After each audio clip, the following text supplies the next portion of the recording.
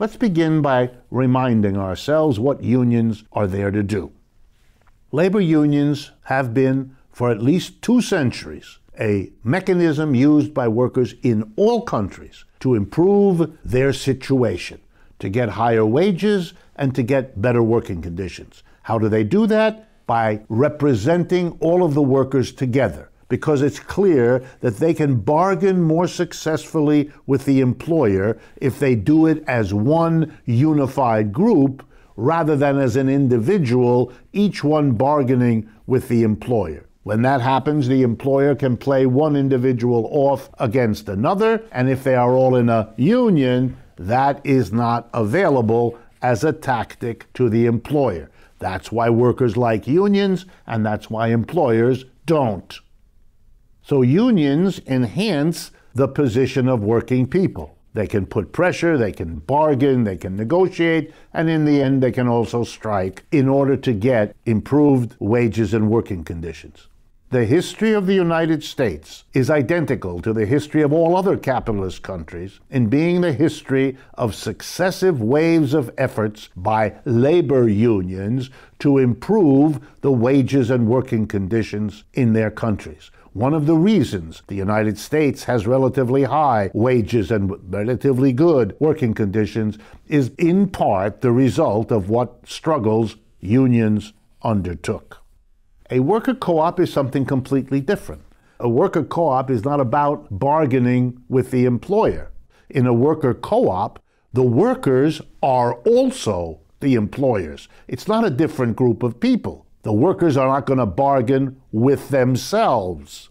The whole point of a worker co-op is to go one better than the unions. In other words, where the union bargains to get a benefit from the employer, the union has to contend with this unalterable fact.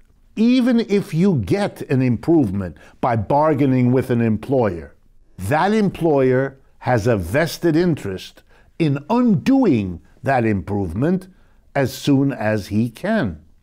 His profits are greater the more flexibility he has about when you work and how you work and with what machines you work.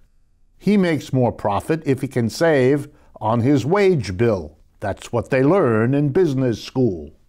So the union has a double problem. It not only has to struggle to gain good working conditions, good wages, but its struggle isn't over when it's gained them. It never can stop because the employer has a continuing incentive to undo what he once was forced to give. In the 1930s and 40s, American unions won absolutely stunning advances for working people. Social Security, a minimum wage, unemployment compensation, public jobs when private jobs were insufficient. But after the war, over the last 40, 50 years, many of the gains unions won have been eroded or taken away altogether. A perfect illustration that unions have this double problem. They have to get the improvement, and then they have to safeguard the improvement. Here again, the worker co-op is quite different. You're not going to have to worry about keeping the improvements you get because there is no employer organized against you. There is no employer ready and willing and able to take it away because you are the employer. In a sense, the ultimate achievement of a union is to have a worker co-op, to convert the enterprise they live in from the adversarial we the workers against the employer. Instead of that, the workers become their own employers and thereby secure the wages and working conditions they fought so hard to get. So the natural alliance would be between the labor unions, who get the best possible deal within the capitalist system, and a worker co-op, which is the next step for a union, the better way to guarantee what a union can achieve. Co-ops should welcome unions. Why? Because they are, in a sense, the struggling institutions that will convince and persuade and educate workers as to why a worker co-op is a better way to work than in a conventional capitalist adversarial system. The union, in a sense, is a training ground in which workers learn why exactly a worker co-op would be a better way to be engaged and employed. And speaking of an alliance between unions and worker co-ops, let's do a little history to drive the point home. A century ago, there was an alliance between worker co-ops and unions. They often did things together and supported one another, so there's plenty of precedent. But I want to talk about the history of the 1930s. The 1930s were the best period for American labor unions. They grew in a way they never have before or since. Millions of people joined unions who had never been in a union before, whose parents had never been in a union before. And how did that happen? Well, they had an ally, the unions did. The allies were socialist and communist parties that were strong in the 1930s and into the 40s in the United States. And those political parties went around the country with their political candidates, with their literature, with their newspapers, arguing why a union was a good place for a working person to get some benefits, to get some job security, to take care of his or her family.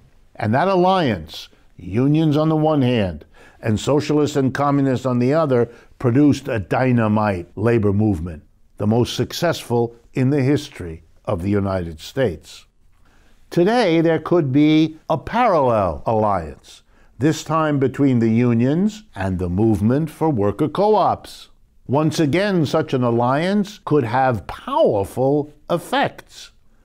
Suppose the unions had an ally in the worker co-op movement that went around the country saying, we are the movement that wants to create a democratic workplace, that wants to transform workplaces from top-down, hierarchical, undemocratic institutions, which is what they are in a capitalist system, to democratically run and operated worker co-ops. And one way we know we can build a worker co-op sector of this economy is if more people are in labor unions and are experiencing all the struggles necessary to get good wages and working conditions in and from a union and from the employer who confronts that union. Those workers will learn practically, daily, why having a worker co-op enterprise would be the better way for them to go. In other words, we want to build the unions because by doing so, we build the constituents for a worker co-op transformation of the economy. There's a solid, logical, grounded alliance, one that can help the unions reverse their 50-year decline, help the unions to recapture the larger social mission that was so obvious in the 1930s and worked so well to bring people moved by that mission to see joining the union as a step in the direction. What about now? Telling people attracted by the images and the possibilities of worker co-ops that unions are a training ground, an experiential school to teach working people how and why a worker co-op is the logical end of the whole process. Let's learn from the history of a successful alliance between labor and other social groups in the 1930s to do a comparable, a parallel alliance between a social movement, that for worker co-ops, and a union movement that desperately needs more allies than it now has because it has suffered from that absence of allies for a long time. True, a union changes its function once a worker co-op is established. Will workers need a union if in the end they're discussing with a board of directors comprised of themselves? I don't know. I think it will be up for the workers to decide in worker co-ops what kinds of organizations within the co-op would make sense, would help it run better. They may well decide that unions have a place. There'll be a different place, it'll be a different institution because it's working inside a different system. But no one need to fear any of that because the whole reality of union struggles really has always been not only to get good wages and working conditions, but to keep them. What kind of an achievement is it if you get it in year 1, lose it in year 2, and have to spend all of year 3 rerunning the same struggle that you did in year 1 to get the gains? And that has been the history of the labor movement everywhere. Very hard to hold on. And there's a reason for that. The employer has every reason to undo what you got. Final illustration. The Europeans, the Western Europeans especially, their trade unions kept their alliances going with the socialist and communist parties in their countries. And so they have been able to hold on better than we did here in the United States to the social welfare, to the benefits and job conditions they got. They have a national health service, 5-6-week paid vacations. They have subsidized education. But they are in the process of discovering that that's no guarantee. Mrs. Merkel in Germany, Mr. Macron in France, and the governments elsewhere in Europe are trying very hard, you guessed it, to take away the very achievements because the business interests want them to, because the capitalists push them to. And that's where the money for most of the political parties comes from.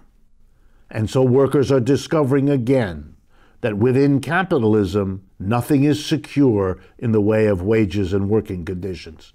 And that lesson translates very quickly into a recognition of how much better off you'd be if you substituted worker co-ops that you yourself owned and ran for bargaining with people who have every incentive to take away what you won.